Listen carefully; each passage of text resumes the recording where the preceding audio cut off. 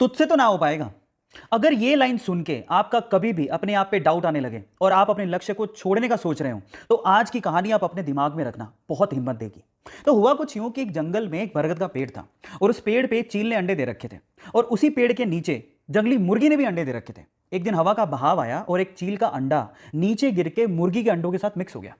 अब समय बीता, अंडे फूटे, वो चील का बच्चा भी बाहर आया, पर वो तो मुर्गी के अंडों के साथ था। अब वो ये सोचते हुए बड़ा हुआ कि वो तो मुर्गी है। अब वो वही करता जो कि मुर्गियां करती थी, वो उतना ही उड़ सकता था जितनी मुर्गियां यूजुअली उड़ती हैं। और आपको पता है कि मुर्गियां ज्यादा नहीं उड़ सकती, आपको पता है। एक दिन वो चील का बच्चा जो कि मुर्गी की तरह पला बड़ा था, उसने आसमान में चील को उड़ते देखा। तो उसने अपनी मुर्गी मां को पूछा कि मां, वो पक्षी कौन है जो बड़े शान से उड़ रहा है? मां कहती है बेटा वो तो चील है। तो बच्चा मासूमियत से सवाल पूछता है कि हम लोग इतना ऊंचा क्यों नहीं उड़ सकते? तो मां कहती है क्योंकि तुम मुर्गी हो।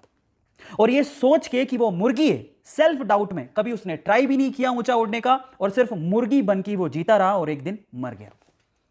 अब क्या मोरल निकलता है इस स्टोरी का पता है? लोगों ने कहा, आपने मान लिया।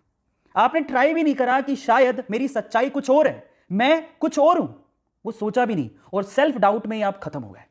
गाइस एक बात बताऊं, जीत अगर सुनिश्चित हो ना तो कायर भी लड़ जाते हैं। बहादुर वो होते हैं जो हार का पता होने के बावजूद भी मैदान में डटे रहते हैं। इसलिए सेल्फ डाउट छोड़ो, अपने आप पे भरोसा रखो और लोगों के बहकावे में। ऐसी पावरफुल स्टोरीज के लिए हमारे चैनल को सब्सक्राइब कर लो और ऐसी वीडियोस को लोगों के साथ शेयर करो ताकि वो भी अपनी जिंदगी में कुछ कर सके। मिलता है अगली वीडियो में।